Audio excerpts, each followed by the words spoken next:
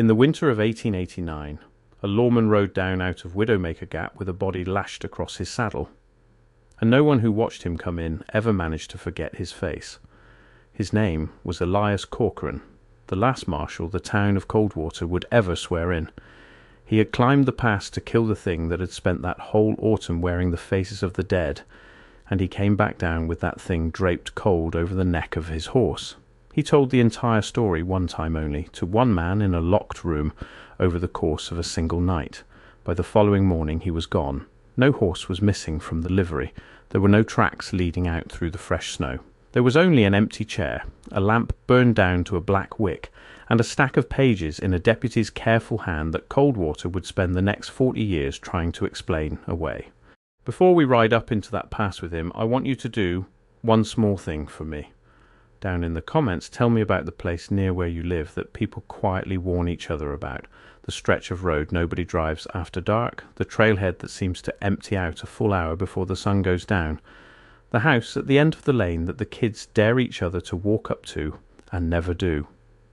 Every town in this country has one of those places, and I read every single reply that comes in. Leave yours down there right now and then stay close, because the story of Coldwater is going to start feeling a great deal less far away than you would like. Coldwater sat in a high cold basin where two territories argued over a line on a map that neither one had ever bothered to walk. It was a mining town first, and a cattle town second, and a graveyard town in the end, the kind of place that grew fast around a promise of silver and then held on by its fingernails long after the silver ran thin. To the north, the land rose into a wall of dark timber and darker rock, and the only way through that wall was a narrow cut the earliest settlers had named Widowmaker Gap. They did not name it for drama, they named it out of arithmetic. Wagons went up into the gap full and came back down light, and after enough seasons of that, the women left behind in Coldwater outnumbered the men who had gone up, and somebody with a grim sense of humour made the name official. The unease was there from the very first season, if anyone had cared to look. The prospectors who founded Coldwater came for silver and found the old stone instead, and the letters a few of them sent back east, letters that sat in family trunks for generations before anyone read them, with the right kind of fear, described men in that first camp who went up to study the strange walls and came back down wrong in ways their partners could not put into plain words. One prospector wrote that his own brother had returned from the gap using turns of phrase their dead father used to use, and had looked at him across the fire that night, like a man reading a book whose ending he already knew. Nobody in that first camp stayed very long. They took what silver they could carry and told themselves the high cold had gotten into their heads. What the settlers did not like to talk about, and what the newspapers of the day were careful to leave out, is that the gap already had walls in it before any wagon ever rolled through. Not cliff walls, built ones, set into the throat of the pass, half swallowed by scree and root and a century of snowmelt, were courses of dressed stone that no living person had laid and no record had ever mentioned. The blocks were enormous, fitted so tight a knife blade would not slide between them, and worn so smooth on their faces that they threw back the moonlight like still water. The men who first found them assumed a prior expedition had done the work and moved on. There had been no prior expedition. The Dine families, who had ranged that country for longer than anyone could count already, had a name for the place, and it was not a name they said out loud in front of children, and it was not the gap that they were naming. Understand what those walls actually were, because it matters to everything that came after. The blocks had been cut from a stone that did not match the mountain around them, a dense dark rock shot through with a faint metallic grain that took a shine no weathering ever dulled. There were courses of them running back into the hillside farther than any man ever dug, and where the earth had slumped away you could see that the fitting continued underground, that this was not a wall so much as the exposed edge of something vast and buried, a structure the mountain had grown up over the way flesh grows over a splinter. The joints were laid without mortar and without gaps, the faces finished to a flatness our own masons could not have matched with a year of labour and a shop full of tools. Along the lintel of the one clear doorway, so worn it was more shadow than mark, ran a line of shapes that were almost letters and almost pictures, and settled comfortably into being neither. Nobody in Coldwater could read them. The one time Nota was asked to look, he would not raise his eyes to them, and he told the man who asked never to try to copy them down, because some marks are a road, and a road runs both directions. For most of Coldwater's short life, none of that mattered. The stones were just stones. The gap was just a hard climb. People kept their heads down and their lamps lit and got on with the business of not starving, in a place that had never really wanted them there. Then the autumn of 1889 came in early and mean, and things in Coldwater began to go quietly, terribly wrong in a pattern so specific that once you had seen it, you could not stop seeing it. It started with animals. A rancher named Deakins lost 4 head of cattle in a single night, and when he found them they had not been eaten, and they had not been rustled. They had been arranged, set in a rough ring, facing inward, each one killed by a single clean wound at the base of the skull, and not a track around them that belonged to any wolf or cat that Deakins could name. He was a practical man, and he did not tell many people, because a rancher who talks about arranged cattle is a rancher who stops getting fair prices at market. He buried the strangeness along with the animals and hoped it had been a one-time cruelty. It was not.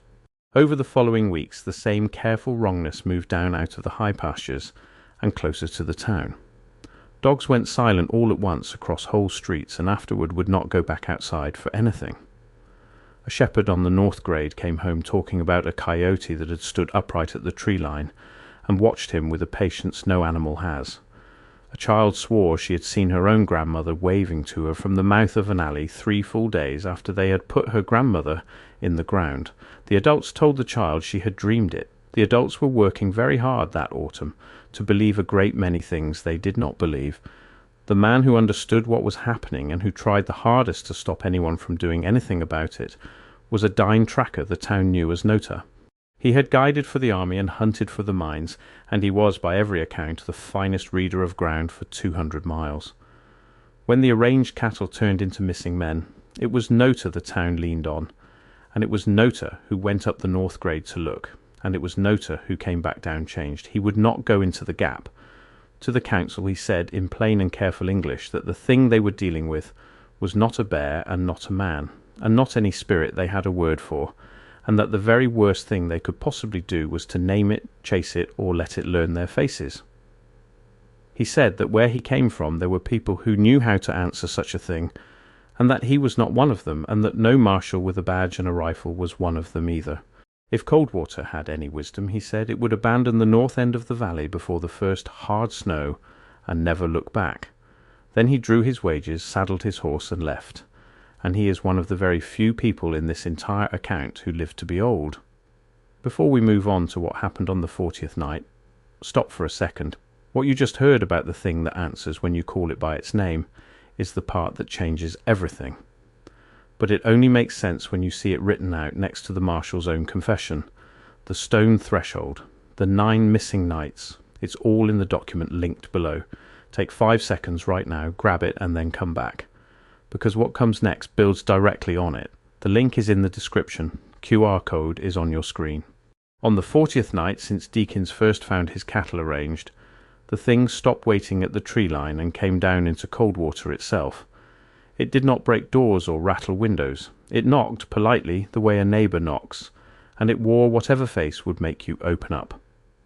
Doc Merriam, the town physician, woke that night to a knocking and a small voice he knew, the voice of the Hadley girl who had suffered so long with the croup, telling him through the door that her mother needed him quick. Merriam was halfway into his coat with his hand on the latch when he remembered that he had signed the Hadley girl's death certificate the previous winter.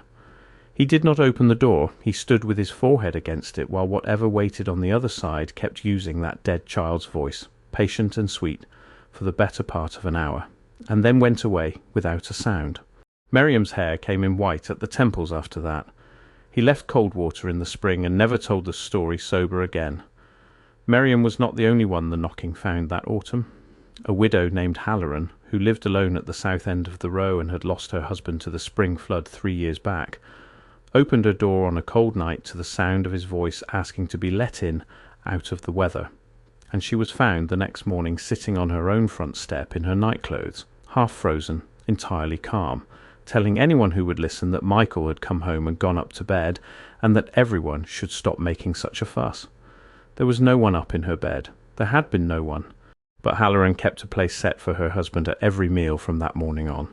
and she would smile and nod at the empty chair as though it were answering her, and the women who brought her food learned not to look too long at whatever she seemed to be looking at, because looking too long made your own skin crawl for reasons you could not defend. The thing did not always kill. Sometimes it only opened a door in a person and left it standing open, and that, the survivors agreed, was somehow worse. You begin to see the shape of the thing's cruelty in accounts like those. It did not simply kill. First it learned you. It learned the voice that would make you trust, the face that would make you lower your rifle, the dead loved one you would open a door for at 2 a.m. against every particle of your good sense. Nota had used a word for that before he left, a word he refused to translate, but the piece of it he would give the council was this: the thing did not steal your face, you handed it over. Every time you called a name into the dark and something answered, you gave away a little more of the person that name belonged to, and the thing wore what you gave it, which is why the choice Elias Corcoran made a few weeks later was the worst one available to him, and he knew it, and he made it anyway, because the thing had finally found the one name he could not stop himself from calling. The children knew before the adults did, the way children so often know. That autumn a new game went around the Coldwater schoolyard, a clapping game with a rhyme none of the teachers had taught and none of the parents recognized, about a man made of faces who lived up the hill and would give you back anyone you missed if only you called them loud enough. The school teacher, a young woman named Miss Vance, who had come out from Ohio full of hope and lesson plans, wrote the rhyme down in her journal because she found it morbid and strange, and her journal survives, and the rhyme in it is the closest thing we have to a description of the entity in words that were not forced out of a terrified adult. She tried to make the children stop singing it. They could not tell her where they had learned it. One little boy said the nice man up the hill had taught it to them at the fence during recess, and that he wore Mr. Deacon's face some days and other faces on other days, and that he was very lonely and only wanted them to come and visit. Miss Vance kept the children indoors after that and would not let them near the fence, and she was one of the ones who argued hardest at the church meeting for the whole town to leave at once. She got her wish, in a manner of speaking. Miss Vance was not in Coldwater by winter. No one is entirely sure when she left, or by which road, or whether the woman who packed her trunk and drove her buggy south was still, by then, Miss Vance at all. The town's general store was run by a man named Hollis and his grown son, and the store was, next to his kitchen, the last place in Coldwater that stayed open and lit as the town shut down around it. People needed flour and shot and lamp oil, and Hollis kept his doors open out of duty and out of the plain. Fact that a closed store in a dying town is a dead store forever. It was the son who first noticed the customer. A man in a long coat had begun coming in at dusk, quiet, polite, buying nothing, only standing at the far shelves and watching the counter, and when the son tried to place him to fit him to any family in the basin, he could not. The stranger came 4 evenings running. On the 4th, Hollis himself waited on him and came away white and would not speak of it, and he closed the store that night for the first time in 9 years and nailed the shutters from the inside, and he and his son sat up together with loaded guns until dawn.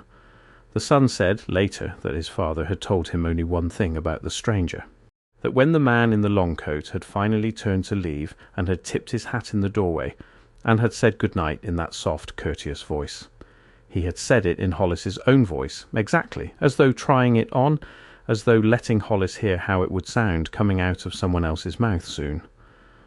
The town developed in those weeks a folklore of tells, the small tricks people swore would catch the thing out, and it is worth knowing them because every single one of them failed somebody. They said it could not say the Lord's Prayer, so people took to demanding it at their doorsteps, and the thing learned the Lord's Prayer and said it back sweetly through the wood. Its reflection was wrong, they claimed, so people kept mirrors by their doors, and some who looked swore the reflection matched perfectly and opened up and were never seen again, and others swore it did not match and slammed the door on their own frightened neighbours and left them out in the cold on a false alarm.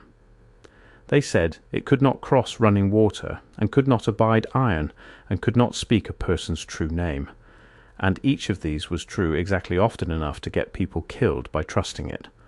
The one tell that seemed to hold, the only one, was the eyes, and even that was no protection, because by the time you were close enough to see that a familiar face's eyes were not tracking quite right, not moving together, not landing on things the way living eyes land, you were already close enough that whatever it decided to do next was already going to be done. The lesson of cold water, if it has one, is that you cannot build a rule that keeps the thing out when the thing is patient enough to learn your rule and wear it home to you. Word of the tell spread to the outlying claims and did as much harm out there as it did in town, because a rule shared aloud is a rule the thing can hear. A family on the West Bench barred their door against a neighbour who failed their little test at the sill, and the neighbour, an ordinary frightened man who was exactly who he claimed to be, froze to death on their porch in the night while they listened to him plead. In the morning they understood their mistake, and it did not make them any safer. It only taught them that the thing did not always need to wear a face to kill you. Sometimes it only needed you to be afraid of the wrong door. There came a night, near the middle of it all, when the town tried to decide out loud whether to stay or run. They packed into the church because it was the only building large enough to hold them, and the argument that broke out there tells you everything about why people die in places like Coldwater. Half the room wanted to load the wagons before dawn and take the south road, and never speak the name of the basin again. The other half had everything they owned sunk into that ground, a store, a claim, a house built board by board over 10 hard years, and a man who has bled for a decade into a patch of dirt does not walk away from it over knocking in the night. The preacher, a thin, nervous man named Ostrander, tried to hold the middle and only made it worse, telling them that fear was the devil's own currency and that a praying town had nothing to run from. It was Corcoran who finally stood, and the room went quiet for him the way it always did. And he did not tell them to stay, and he did not tell them to go. He told them the truth, which was that he did not know what was in the gap, that he did not know if the south road was 1 inch safer than their own beds, and that whatever they chose, they had better choose it together and stop opening their doors to voices in the dark. Then he sat back down. And the terrible thing, the thing Ostrander himself would admit years later, when he had lost his faith and most of his mind, is that by the time the meeting broke up, 3 of the voices that had argued hardest for staying belonged to people no one could afterwards swear had actually been alive when they said it. Ada's boarding house stood on the main row, and for most of that autumn it was the one lit and living place in a town going dark house by house. Because Ada Corcoran did not frighten and did not close her doors to travellers, and there was a stubborn safety in her kitchen that people came to lean on. Even her house was tested. A drummer passing through, a salesman of patent tonics who had the misfortune of arriving in the worst week of it, took a room on the 2nd floor and came down the next morning grey as ash, and he told Ada that in the night he had heard one of the other lodgers weeping in the hall outside his door, a low broken sound, a woman crying like her heart had come apart, and that he had lain there listening to it for a long time before he worked up the nerve to open his door and offer help. There had been no one in the hall, but at the far end of it, where the lamp did not quite reach, he was certain something had been standing, patient, and that when his door opened the weeping had stopped instantly, the way a sound stops when the thing making it wants you to know it was never a sound at all. He left within the hour and did not ask for his money back. Ada never told Elias about it. She told herself it was a bad dream in a nervous man, and she went on keeping her doors open because closing them felt like the first surrender. And Ada Corcoran did not surrender. It is one of the small mercies of this story that she never learned the thing had already been inside her own house, walking her upstairs hall, learning the sound of grief long before it ever came to stand at the foot of her bed. To understand why a whole town put its full weight on one ageing lawman, you have to understand what Corcoran already was by that autumn. He had come to Coldwater 11 years earlier as a young deputy with a fast hand and a quiet mouth, and he had buried in his time there both the marshals he served under and nearly every man who ever wore a deputy's star beside him. Coldwater was hard on its lawmen. It chewed through them in gunfights and fevers and one memorable spring flood, and every time the office emptied out, Corcoran was the one still standing to fill it. By the time the arranged cattle began appearing, he had been the law in that basin, alone or nearly alone, for the better part of a decade. The council had long since stopped bothering to advertise the marshal's job. Everyone simply understood that Coldwater had a marshal, that his name was Corcoran, and that when he was gone the badge would go into a drawer and stay there. That is the plain reason history remembers him as the last Marshal of Coldwater. There was never once another. He was not a superstitious man, which is exactly what made him so dangerous to himself. He had a wife named Ada, who ran the town's only boarding house and kept the only set of books anybody trusted. And he had a younger brother named Caleb, who had followed him west and pinned on a deputy's star, mostly for the chance to be near him. The three of them were, by the accounts that survive, close in the guarded way that hard people learn to be close, and that closeness is the thread you have to keep hold of through the rest of this, because the thing in the gap took hold of it too.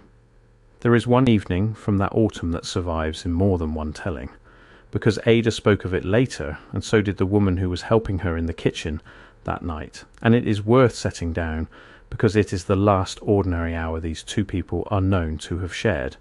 Elias came in late off the search, worn down to the bone, and Ada made him sit and eat, and for a little while they did not talk about the gap at all. They talked about nothing, about the price of feed, and a letter from a cousin back east, and whether the winter would be a hard one, the small worn currency of a long marriage. Near the end of it, Elias set down his fork and looked at his wife across the table for a long moment, and told her that if anything happened to him up there, she was to take the south road and not wait, not for a body, not for word, not for him. Ada told him not to talk that way, and he said quietly that he was not afraid of dying in the gap, he was afraid of coming back from it. She did not understand what he meant that night.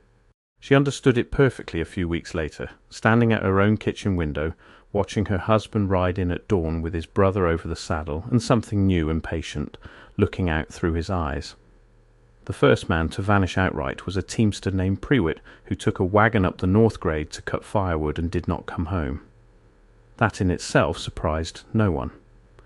Men died on that grade all the time, under rolled wagons and falling timber and their own bad judgment.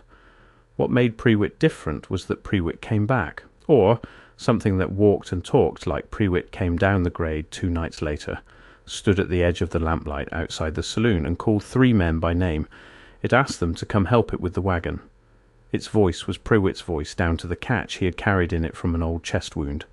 2 of the men started toward it. The third, a Cornishman named Trewin, who had grown up on stories his grandmother told in a language the others did not speak, grabbed both his friends by the collar and hauled them back through the saloon door, and he would not say why. And he shook for an hour afterward at the table. In the morning they all went out to look. Prewitt was not there. There were no wagon tracks. There was a single set of boot prints that walked up to the place where the thing had stood and simply stopped, as though the man who made them had been lifted straight up off the earth. After that, the town could not pretend any more. Corcoran did the thing a lawman does. He organized. He deputized every steady man who would take the oath, split them into parties, and began working the north end of the valley the way you work a manhunt, in lines, in daylight, with signals arranged in advance. For a few days it seemed like the right approach, because a plan is a comfort, and men will follow a plan straight into the mouth of something that has no intention whatsoever of playing fair. The thing did not play fair. It had been listening to their signals. When the parties went up the grade in their careful lines, the whistles they had agreed on began sounding from the wrong places at the wrong times, drawing men off their lines and into the timber alone. A searcher named Bell followed 2 short whistles and a long one, the agreed signal for come to me, over a ridge and out of sight of the others, and the others found his rifle at the base of a dead pine with all its rounds still in it, and never found another trace of Bell at all. A searcher named Ochoa heard his own brother calling him from a drawer, and his own brother was standing right there beside him when he heard it, and both of them ran, and only one of them came back, and the one who came back was never afterward entirely certain. It had been his brother he ran beside. For 6 days they worked the grade that way, and every day of it cost them. They would go up in the cold grey morning in their lines, 40 men strong, and they would come down at dusk 39, then 38, then fewer, and no one could ever say precisely at what moment the missing man had gone, only that he had been there at the last whistle, and not there at the next. Corcoran mapped it obsessively by lamplight, pinning their positions with matchsticks on Ada's kitchen table, trying to find the pattern in where the losses fell, and the pattern he found chilled him worse than randomness ever could have. The men did not vanish from the edges of the search where a straggler might wander off. They vanished from the centre. from the middle of the line, with steady men to either side who heard nothing and saw nothing, and turned to find only a gap where their neighbour had been. The thing was not picking off the weak from the flanks like a wolf. It was walking in among them, wearing a face they trusted, marching down the line dressed as one of their own, and choosing. Corcoran called off the daylight search on the 7th day. He had worked out from his matchsticks that every party he sent up the grade was not a net closing on the thing at all. It was a table the thing was quietly eating from. By then Corcoran had begun to understand that it was studying him in particular, and the night it proved that was the night he lost young Amos Kerr. Kerr was 19 and green and worshipped the Marshal, and the two of them were riding the north edge of town after dark when Kerr's mother called to them from a doorway. She had been dead 2 years. Corcoran knew it in his bones the instant he heard her, and he threw out an arm to stop the boy, and he said, low and hard, "That is not your mother. Do not answer her. Do not so much as look." And for a moment Kerr held. But the voice knew things a voice should not know. It called the boy by a private name only his mother had ever used. It spoke of a thing that had passed between them at her deathbed that Kerr had never told a living soul. And the boy's face came apart, and he wrenched loose and ran to the doorway with his arms open, and Corcoran, God forgive him, hesitated, just for a breath, just long enough to wonder if he could be wrong, if some mercy in the world had actually given the boy his mother back. That single breath cost everything. By the time he moved, the doorway was empty, and Kerr was gone into it, and the Marshal stood alone in the frozen street with his own rifle in his hands, and the awful new knowledge that he had frozen, that the thing had just shown him exactly how it would one day take the people he loved, and that hesitation lived in him too. He swore over Kerr's empty boots, found the next morning at the threshold, that he would never freeze again. He was wrong about that, but only barely, and only once, and it very nearly did not matter. There is one account, and only one, of a man who saw the thing between faces and lived to describe it, and he was drunk when it happened, which is very likely the only reason he survived, because he did not believe what he was seeing, and so did not go to it. A miner named Pell had passed out in the lee of a woodpile at the edge of town, and woke in the deep cold of early morning to voices, and he lay still and watched a figure standing not 20 feet off in the blue dark, and the figure was talking to itself in a low steady stream, trying voices on. Pell said it wore the school teacher's face for a moment and spoke in her prim, careful way. And then its features slid and settled, and it was old Deakins grumbling about his cattle. And then it was a woman he did not know weeping softly, and then it was the preacher Ostrander mid-sermon, one after another, a whole town's worth of faces cycling across a single head like cards being shuffled by something practising a trick. And then, Pell said, it stopped, and it stood very still, and it turned its head and looked directly at the woodpile where he lay, and for one endless moment it wore no face at all, only a smooth waiting blank, and Pell shut his eyes and prayed to a God he had not spoken to in years, and kept them shut until the sun was full up over the ridge. When he opened them, it was gone. Pell never took another drink as long as he lived, and he never once stopped being grateful that he had been too far into the last one to get up and walk toward the pretty voices in the dark. There was one night in particular near the end of the manhunt that the survivors spoke of only in low voices for the rest of their lives. Corcoran had posted a ring of men around a fire on the lower grade, back to back, watching outward into the dark, the way you might guard against wolves. Some time after midnight the calling started from all directions at once, dozens of voices, the voices of everyone the town had already lost, Prewitt and Bell and the teamsters and the missing children, all of them calling the watching men by name, all of them pleading to be let into the light. The men had been warned, and most of them held, hands white on their rifles, staring into a darkness that begged and wept and reasoned in the voices of their own dead. It went on for hours. And the thing that broke two of those men, that sent one of them running screaming into the timber never to be found, and left the other unable to speak for a week, was not the voices of the dead. It was that somewhere in that awful chorus each of them swore they had heard their own voice calling back, calling to the others, telling them it was safe now, that they could put down their guns, that the Marshal said it was fine to come out of the light. By the 4th week the whole town was coming apart at the joints. Men slept in the saloon, in groups, because no one wanted to walk home alone in the dark, and no one wanted to be the one to open the door when the knocking came, and the knocking came most nights now soft and reasonable. wearing the voice of a wife, a father, a daughter, 3 days buried. Corcoran held the place together by sheer stubbornness and the fact that he had not yet lost anyone from his own house.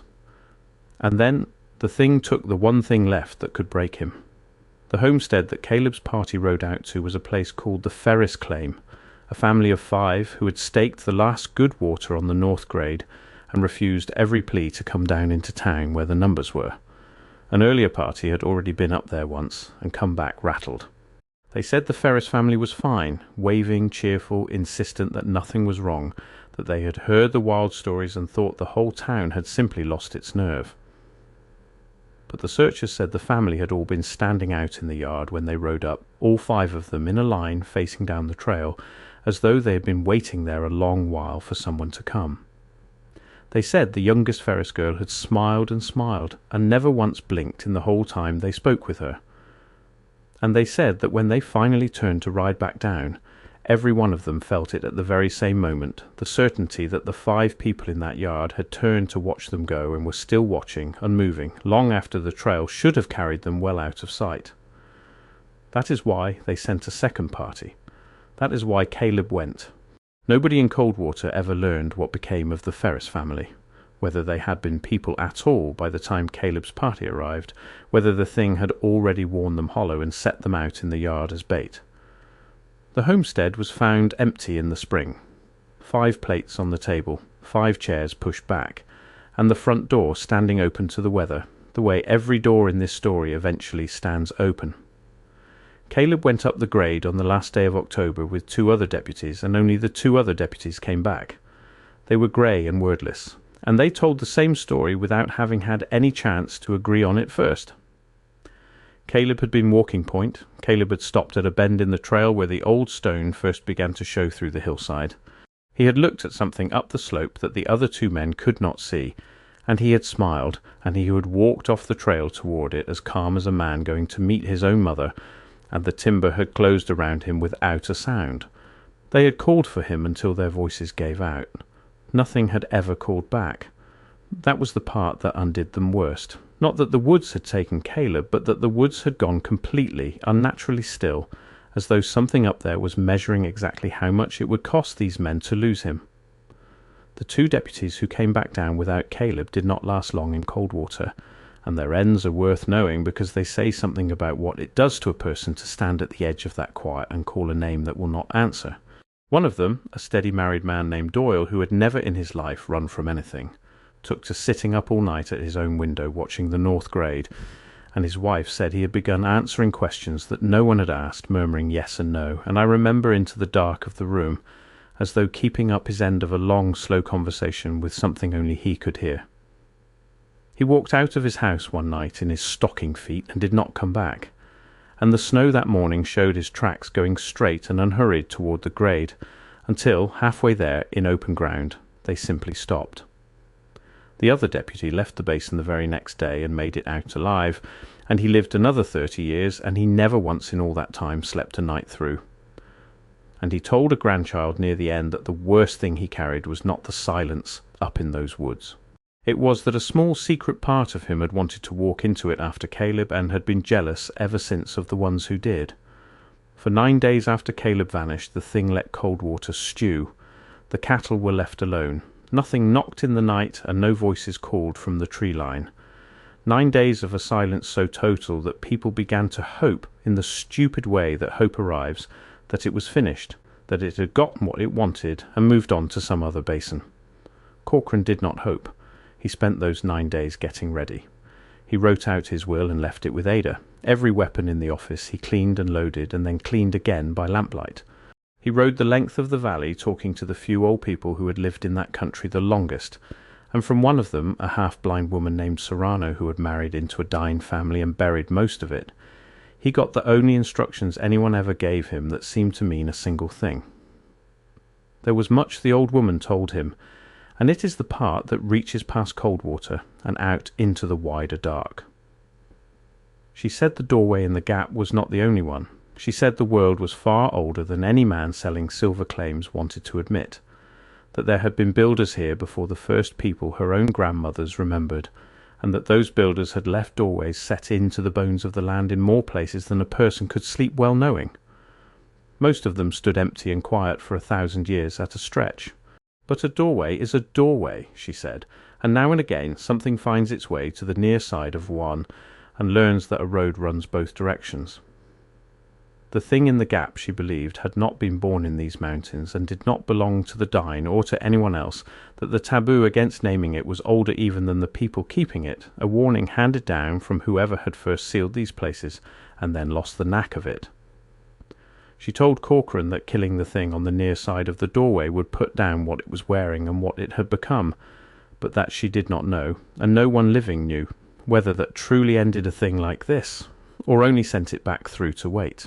She told him to go anyway. Some doors, she said, you close even knowing they will open again, because the closing buys the people you love a little more time, and a little more time is the only mercy this world was ever built to give. She told him the thing could be killed, but not in the way he was thinking. It had a place it went back to, she said, the old built place in the throat of the gap, and on the far side of that doorway it was only ever itself, wearing no one, and that was the single moment a man might put it down for good. She told him he would have to go through the doorway to do it. Men who go through such doorways, she warned him, do not come back the same, if they come back at all. And she told him, last of all, the thing he would most need and least want to carry. Whatever face it happened to be wearing when he found it, he must not hesitate, not for a breath, because it would be wearing the one face in all the world he could not raise a gun against, and it would be counting on exactly that. On the 10th day, Elias Corcoran went up Widowmaker Gap alone. He would not allow another man to come. He told the 2 deputies who tried that cold water would still need a law when this was over, and that it was not going to be him. And he meant it, and they let him go because there was nothing left in his face to argue with. Everything we know about what happened above the tree line comes from the pages Deputy Harlan Pace set down that final night, and Pace was a careful man who did not embellish and had no reason to invent, so what follows is as close to the Marshal's own words as 40 years of retelling has left us. Corcoran said the climb took the whole of the day, and that the woods watched him do every step of it. He said the birds quit first, then the wind, then even the sound of his own horse, until he left the animal tied at a deadfall and went on up on foot, because it would not take another step in that direction.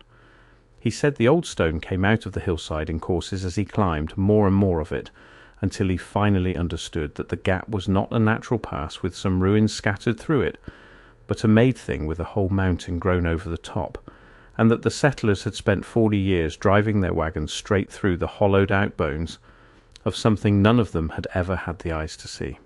The higher he climbed, the less he could trust his own senses, and this too he confessed to Pag, because he wanted it on the record that he had known his mind was being worked on, and had gone on regardless. He said he passed the deadfall where he had tied the horse a second time, though he had only tied it once, and that the second time the horse was gone, and the rope hung cut and swaying. Ada called to him from below, he said, faint and sweet, telling him to come home, that supper was on, that none of this was real, and he had only to turn around and walk down into a warm kitchen, and it would all have been a fever. He said he heard Caleb laughing somewhere ahead of him, the real laugh, the boyhood one, the one from before their father, and the strap and all of it.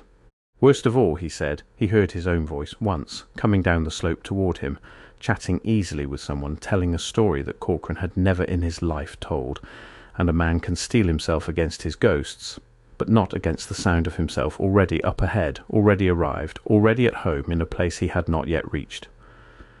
He put his head down, and he climbed into the sound of it, and the sound let him pass, the way a thing lets you pass when it is certain you are coming to it of your own free will. At the very throat of it, where the walls drew in close and the light went blue and wrong, he found the doorway. 2 uprights and a lintel, each of them a single block larger than a boxcar, and set between them was not darkness exactly, but a kind of hell breath, a flat cold nothing that his lamp would not enter. He stood before the doorway a long while before he understood what he was looking at, and this part of the account Pace set down almost word for word, because the Marshal kept circling back to it, as though the shape of the thing mattered more than anything he did there. The nothing between the uprights was not black.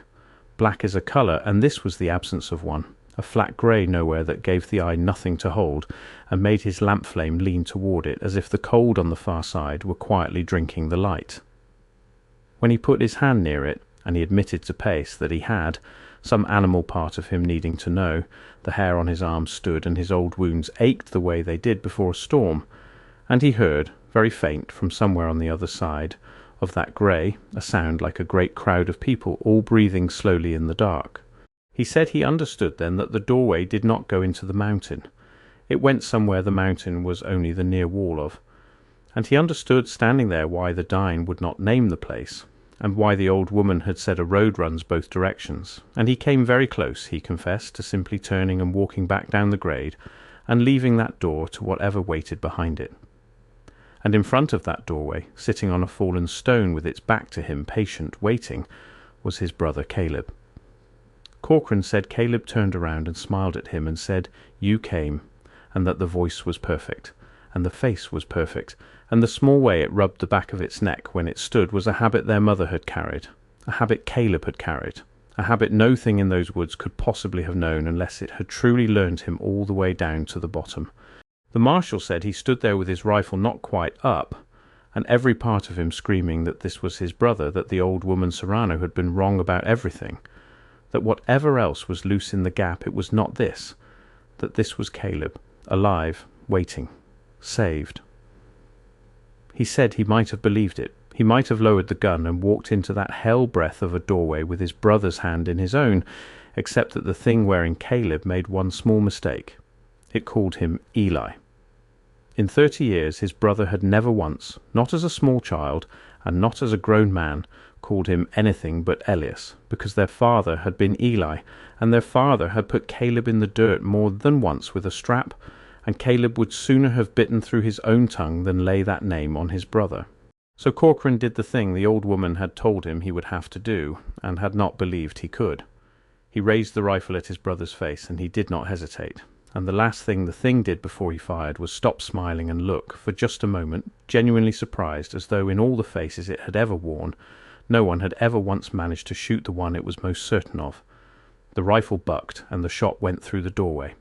He said the thing that came apart in front of him was not a man, and had never been a man, and he would not describe it beyond saying that it came apart in layers, like something built out of every face it had ever taken, and that the bottom layer, the last one, the one that was only ever itself, was small and old and almost pitiful, and it looked up at him with an expression he had no word for, and it spoke to him in his brother's voice, and in Ada's voice, and in his own voice, all at the same time.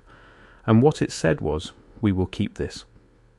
Then it was only a body on the stone, and the body it left behind, the one he wrapped and carried back down the mountain, was Caleb's, whole and cold, and 9 days dead, which was not possible, which could not be, because Caleb had been alive and smiling and rubbing the back of his neck 90 seconds before. He carried his brother down out of the gap across his saddle and rode into Coldwater a little after dawn, and that is the image the town could never afterwards shake loose, the Marshal coming in grey and silent with a deputy's body over his horse and something behind his eyes that had plainly not been there the day he rode out. He did not go to Ada. That is the detail people fixed on later, once they finally understood what it meant. He did not go home to his wife. He rode straight to the Marshal's office and asked Deputy Harlan Pace to lock the door and take up a pen. And he began to talk, and he did not stop until the lamp burned itself out somewhere near morning. Most of what he told Pace that night we have already followed together, because Pace wrote it all down, and the pages survived. But the last part, the confession proper, the part that gives this whole account its name, Pace set apart from the rest on a separate sheet. He underlined nothing. He added no comment of his own, and you can feel the man going cold as he writes it, even now, even across all of these years. Corcoran told Pace that the thing had said, "We will keep this," and that he had not understood the words up in the gap, and that he had understood them completely the moment he rode back down into town, because when he came off the grade at dawn and Coldwater spread out below him, he had felt something he could not account for and did not want to name. Relief. Not the relief of a man who has survived a terrible thing, the relief of a thing that has finally come home. He told Pace that he had sat his horse at the edge of town and looked down at the boarding house, where Ada was surely already awake and lighting the stove, and that he had felt himself wanting to go to her, and that underneath the wanting, in some place he could not reach and could not lie to, something else had wanted to go to her too, and it had been glad, and it had been hungry. The reason he had not gone home, he told Pace, was that he was no longer certain what would walk through Ada's door if he did.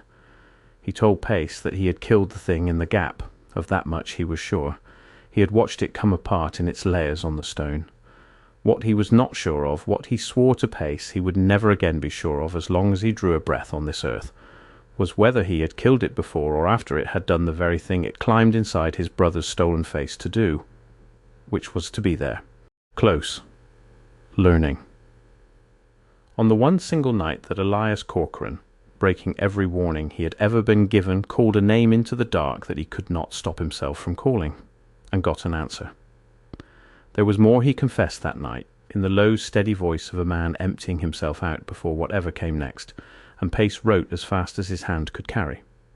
Corcoran told him about the 9 days of silence, and how he had not spent them only in preparation, as the town believed, but in a kind of test he set himself and told no one about.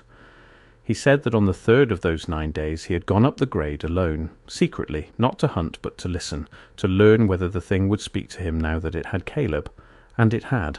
He said it had called down to him from the timber in Caleb's voice, easy and warm, and had not begged and had not threatened, but had simply talked to him for the better part of an hour, about their childhood, about their mother, about things only Caleb could know, and that at the very end of it had told him gently that Caleb was not gone, that nothing it took was ever truly gone, that it kept them all, every voice and every face, safe and whole inside itself, and that if Corcoran wished to see his brother again he had only to come up to the doorway, and it would let them be together. He said the worst part was not that he had refused. The worst part was how long he had stood there on the grade, in the cold, listening before he made himself turn around. He told Pace he did not think a good man would have had to think about it at all. He told Pace he had thought about it for a very long time. There was one thing more he told Pace about the doorway, and he told it last, and Pace wrote that the Marshal's hands had been flat on the table and perfectly still while he said it, which was somehow worse than if they had shaken. Corcoran said that in the instant before he fired, in the half-breath, while the thing wearing Caleb looked at him with that first flush of surprise, it had made him an offer. Not in words, it had simply let him feel all at once what it was holding. He said he had felt Caleb in there, and their mother, and men he had buried years ago, and people he did not know and had never met, hundreds of them, thousands maybe, every face the thing had ever taken across a span of time he could not begin to fathom, all of them awake, all of them aware, all of them kept. And it had offered, in that half-breath, to let him in among them, to keep him too, to let him stop being the last of everything and the one forever left standing over the graves, and simply join the great warm crowd of the taken and never be alone again. Corcoran told Pace that he had wanted it. That was the confession beneath the confession, the thing he needed a living witness to hear. He had pulled the trigger not because he was brave, but because he was afraid of how badly, in that one moment, he had wanted to say yes. There is a detail Ada herself gave to one friend in the weeks before she left Coldwater for good, and it belongs right here because it turns the confession from a broken man's guilt into something far colder. Ada said that a few nights before Elias ever came down from the gap, while the Marshal was still up the grade searching and the whole valley sat under that 9-day silence, she had woken in the dark to find a figure standing at the foot of her bed. It had her husband's outline and her husband's slow breathing, and she had been so glad in that first blurred moment that she had said his name into the room, and the figure had waited a beat too long before it answered, and when it did answer in a voice that was almost right and not quite, it had not moved toward her, but she had the clear and certain sense that it was memorizing the sound of its own name in her mouth. She had told herself for weeks that it had only been a dream born of fear and exhaustion. After she read the confession, she was no longer able to tell herself that at all. Corcoran asked Pace one question near the end of that long night, and Pace wrote it down word for word, and it is the last thing in the Marshal's own voice that anyone ever set on paper. He asked, "How do you know?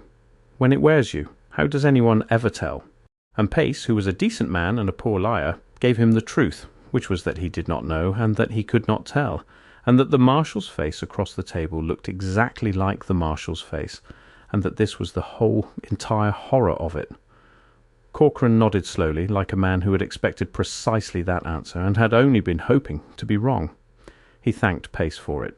Then he asked to be left alone in the office until sunup to make what peace a man in his position could make. And Pace, who has been quietly blamed for this ever since, and did not deserve it, agreed and went home, and slept the dead sleep of the exhausted. When Pace unlocked the office door at first light, the room was empty, the lamp was dead, the chair was pushed back from the desk. The confession lay squared and neat on the blotter with a stone set on top of it to keep the pages from lifting, a smooth pale block no larger than a fist that no one remembered the Marshal carrying, and that matched the joints of the old doorway up in the gap exactly. The single window was still latched from the inside. There was fresh snow on the ground outside the office, unbroken, and there were no tracks in it.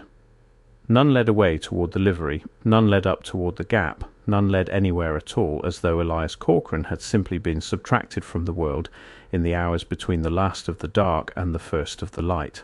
His horse stood in the livery, fed. His guns lay in the office, loaded, and Ada, when they went at last to tell her, had not laid eyes on her husband since he rode out 10 days before. A word here about Harlan Pace, because he is the reason any of this reached us, and because the night cost him more than the town ever thought to thank him for. Pace was not a Coldwater man born.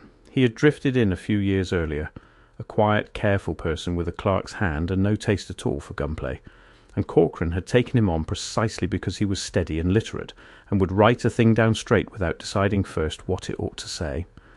That is why it was Pace the Marshal wanted in the room that last night, and not one of the harder men. Corcoran wanted a witness who would not flinch the account into something more comfortable.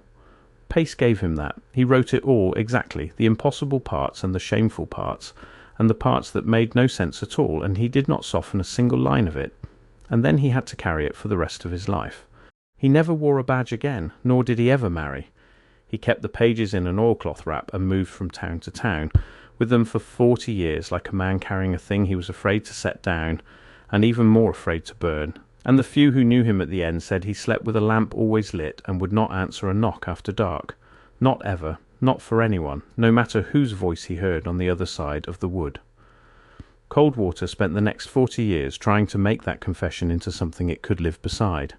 The territorial paper of the day, the Coldwater Sentinel, never printed a single word of it, and the few later accounts that mention the Marshal at all describe him as a lawman who broke under the strain of a bad winter and wandered off to die somewhere in the snow, which is a very tidy explanation, and explains nothing, because a man who wanders off to die in the snow leaves tracks and leaves a body, and does not leave a stone from a buried doorway squaring his final pages against the wind.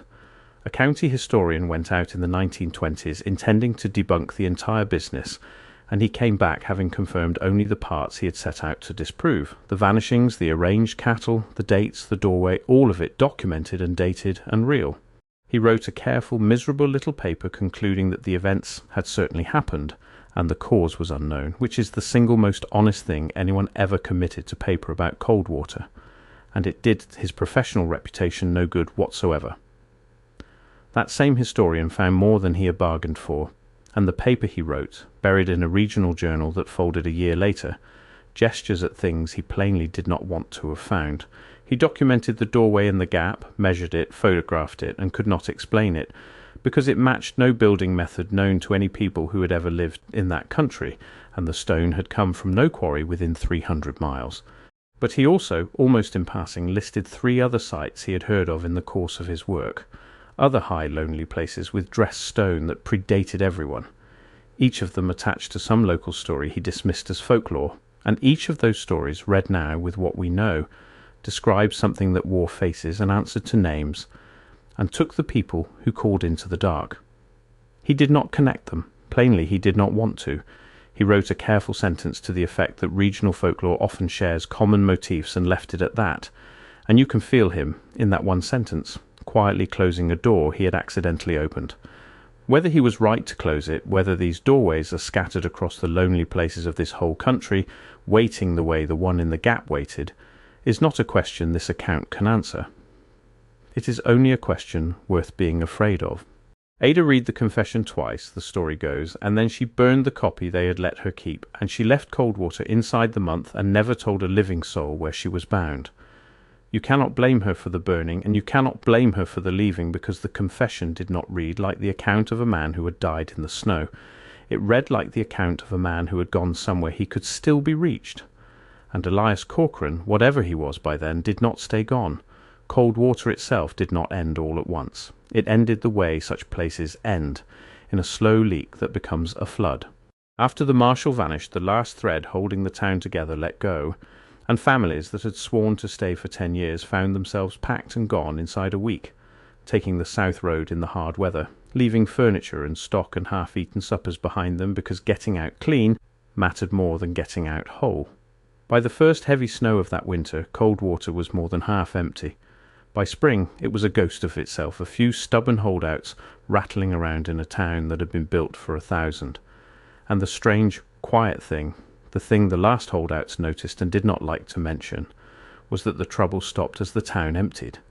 There was no more knocking and no more voices calling from the tree line, as though whatever had been up in the gap had gotten precisely as much as it wanted, or had simply gone back through the doorway to wait, patient as the stone itself, for the next town foolish enough to sink its roots into that basin and begin, one lonely night at a time, calling names into the dark. Over the years that followed, a Marshal answering Corcoran's exact description was seen up and down that whole country, always at the ragged edges of towns that had begun to have trouble of the particular kind Coldwater once had. A stranger with a lawman's bearing and a familiar name would ride in during a bad stretch, a stretch of arranged cattle and knocking at odd hours and voices calling from the tree line, and the trouble would stop and the stranger would ride back out, and the people who had dealt with him would find, afterward, that they could not quite call his face to mind.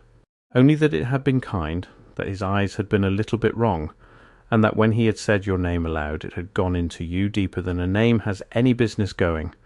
Some of these stories are surely nothing more than tales that stuck to a good legend the way tales always do. Others are a great deal harder to wave off, because they come from careful and sober people, and because together they span far more years than any man born in 1850 could possibly have lived, and because more than one of them ends in the very same way. The stranger pauses at the edge of town. He turns in the saddle, and he says, "To whoever has walked him out, you have a place near here that people warn each other about. The road nobody takes after dark. Tell me where it is. I would very much like to have a look." One of those later accounts is worth telling in full, because it is the best documented and the hardest of all of them to dismiss. In the autumn of 1911, more than 20 years after Elias Corcoran vanished from a locked room, a mining town 2 states to the north began to lose men off its high trails, and the stock was found arranged in the fields, and the knocking came at odd hours wearing borrowed voices, and into the middle of it rode a lawman that nobody had sent for. He gave the name Corcoran. He was, by the sworn account of the town's own doctor, a man of perhaps 40, weathered, calm and courteous, which was already impossible because the Elias Corcoran of Coldwater would have been well past 70 by then if he had lived at all. This stranger worked the high trails for 11 days. The vanishing stopped. And on the 12th day he came into the doctor's office, sat down, and asked the doctor a single question, which the doctor wrote down that same night and kept until the day he died. The stranger asked whether the doctor had ever, in all his long years of practice, been truly certain that the face across from him belonged to the person it claimed to be. The doctor said he supposed he had never once had cause to doubt it, and the stranger smiled and stood and thanked him and said that doubt was the only honest way there was to look at another man, and that he had learned it late and paid dearly for the lesson. And then he rode north out of town and was never seen there again. The doctor wrote at the very bottom of the page that the man's eyes had not once, in the whole of that conversation, quite matched what the rest of his face was doing, and that he had spent every night since trying and failing to convince himself that he had imagined it. There is a coda to all of this, and it is recent enough that some of you will be able to check it for yourselves, which is exactly why it is the part I would ask you to be most careful with. A few years ago, a small group of men who chase these kinds of stories for a living went up into that country to find the doorway in Widowmaker Gap. They had the old historian's measurements and a rough map, and they were equipped and experienced and not the sort to frighten easily. The foundations of Coldwater turned up with no trouble. they found the north grade. And they found, near the throat of the gap, exactly the dress stone the historian had photographed. Worn smooth, fitted tight, older than any reason. What they did not find was the doorway. Where the two uprights and the lintel should have stood, there was only a fall of scree and a blank face of the ancient wall, unbroken, as though the door had been closed from the inside sometime in the last 100 years, and sealed so well that no seam remained. One of the men, the one who had wanted most to find it, went back alone the following season to look again, and did not come home. And the search that followed turned up his camp, and his gear and his notebook squared neatly on a flat stone with a smaller stone set on top to hold the pages down. There were no tracks leading away from it. And the last entry in the notebook, in a careful hand that his friend swore was steadier than his usual scrawl, read only that he had found the door after all, and that it had been open, and that someone kind had been waiting on the other side who already knew his name. There is one more thing about the pages themselves, a small thing, and it is the detail that people who have actually read the originals tend to mention last and remember longest. Near the bottom of the final sheet, after the Marshal's last question and Pace's honest answer to it, there is a line that Pace began to write and did not finish. You can see where the pen touched down. You can read the first 3 words in his careful clerk's hand. And then the ink simply trails off across the page and stops, as though the man's hand had been taken by something in the middle of the thought, or as though he had heard in that very moment some sound from the locked office down the row that made him set the pen down and decide, for the sake of his own soul, that whatever came next was better left unwritten. The 3 words are these: he is still. That is all of it. He is still. And then nothing, and no living person now can say whether Harlan Pace meant to write that the Marshal was still sitting there, or still calm, or still himself, or still something else entirely, and Pace carried the end of that sentence to his grave, and would never, not once in 40 long years, agree to finish it for anyone who asked. The pages that Harlan Pace wrote are all that truly remain. Pace kept them close for the rest of his life, and near the end of it he gave them over to a county clerk who did not believe one line of them and filed them anyway, and that sceptic doing his dull, thankless job is the only reason we have any of this to tell at all. The stone doorway still stands up in the throat of Widowmaker Gap, if you know that country well and are foolish enough to go looking for it, still fitted so tight a knife will not pass between the blocks, still throwing back the moonlight like still water, still standing there exactly as the old woman Serrano swore it would, before the settlers and long after them. Coldwater itself is gone.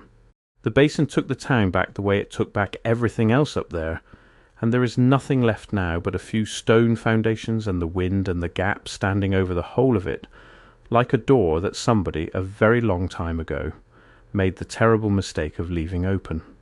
And that place you told me about at the very beginning, the road near you that people do not drive after dark, the trailhead that empties out early, the house at the end of the lane. I asked you to name it in the comments before we started, and I want you to understand now, here at the end, exactly why I asked. Because the one real lesson buried in the whole of Elias Corcoran's confession, the thing he learned at the cost of everything he had ever been, is that these things do not find you by accident. They are drawn to the name you cannot help but say, and the door you cannot help but open, and the place you cannot stop yourselves from warning each other about, over and over, out loud, in the dark, night after night, until something out in that dark has heard the name enough times to learn at last how to wear it. You already named your place. You named it a few minutes ago without a second thought, because a stranger's voice asked you to. I hope for your sake that nothing was listening. And I hope, if you ever meet a kind stranger at the edge of your town who somehow knows your trouble before you have told him a single word of it, and who says your name just a little too deep, that you will remember a Marshal named Corcoran, and that you will not open the door,